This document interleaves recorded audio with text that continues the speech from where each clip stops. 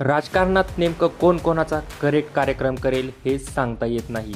पण पिंपरी चिंचवडमध्ये सध्या जे घडतंय त्याने महायुतीतील अंतर्गत वाद चव्हाट्यावर आणलाय.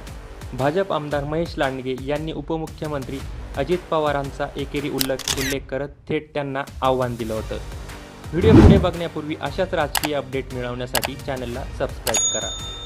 आता या एकेरी हल्ल्यावर अजित पवार यांनी आपल्या खास शैलीत अत्यंत खोचक आणि मार्मिक उत्तर दिलं आहे, ज्यामुळे लांडगे नक्कीच गारत होतील.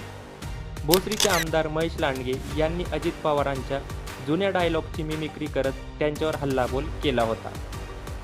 अख्ख्या महाराष्ट्राला माहीत आहे, मी ठरवलं तर करेक्ट कार्यक्रम करतो. अरे तू कार्यक्रम करतो तर आम्ही काय बांगड्या घातल्यात का? आमच्या रणरागिणीत तुझा कार्यक्रम करतील. अशा शब्दात लांडगेंनी अजितदादांना एकेरी भाषेत सुनावले होते. तू माझ्या वाकड्यात शिरलास अशी धमकीवजा भाषाही त्यांनी वापरली होती. अजितदादा महेश लांडगेंवर भडकतील असं वाटलं होतं, पण घडलं भलतंच. अजितदादांनी त्यावर एकदम कूल उत्तर दिलं. आज पत्रकारांनी जेव्हा लांडगेंच्या एकेरी भाषेबद्दल विचारलं तेव्हा दादांनी अतिशय शांतपणे बोचरावार केलेला आहे. अजित पवार मिश्किल हसून म्हणाले, अरे तो मोठा नेता आहे, तुला माहीत नाही का? मोठ्या नेत्याने छोट्या नेत्याला एकेरीच बोलायचं असतं. पुढे अजून म्हणाले अजितदादा, आपण घरात आपल्यापेक्षा लहानांना गडी माणसाला कसं सांगतो, ए पाणी आणून दे रे असंच म्हणतो ना. कुणी पाणी आणून देता का हो असं म्हणत नाही ना. त्यामुळे तो मोठा नेता आहे आणि त्याला अजित पवार चिल्लर वाटतोय, म्हणून तो माझा एकेरी उल्लेख करतोय.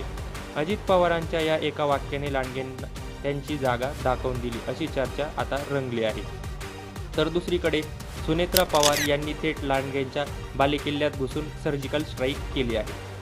त्यांनी भोसरीत सलग 4 तास बैठका घेत कार्यकर्त्यांची जुळवाजुळव केली आहे.